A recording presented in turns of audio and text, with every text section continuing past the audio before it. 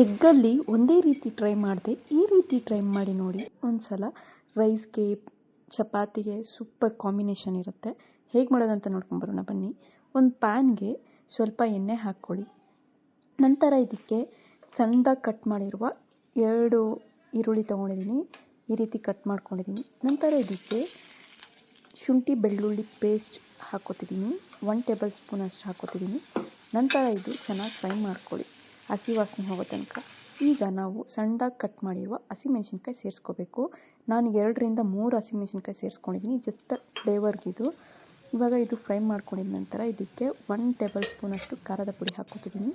ನಂತರ ಇದಕ್ಕೆ 1/2 ಟೇಬಲ್ ಸ್ಪೂನಷ್ಟು ಧನಿಯಾ ಪೌಡರ್ ಹಾಕೋತಿದ್ದೀನಿ, ಸ್ವಲ್ಪನೇ ಅರಿಶಿನ. ನಂತರ ಇದಕ್ಕೆ ಕಾಳು ಮೆಣಸು 1/2 ಟೇಬಲ್ ಸ್ಪೂನಷ್ಟು ಹಾಕೋತಿದ್ದೀನಿ.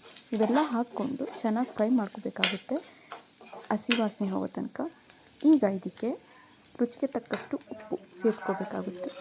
ನೀರು ಬೇಕು ಅಂದರೆ ಸ್ವಲ್ಪ ಸೇರಿಸ್ಕೊಳ್ಳಿ, ರೈಸ್ಗೆ ಮತ್ತು ಚಪಾತಿಗೆ ತಿನ್ನಬಹುದು, ಇಲ್ಲ ಸೈಡ್ ಡಿಶ್ ಆಗೂ ಚೆನ್ನಾಗಿರುತ್ತೆ.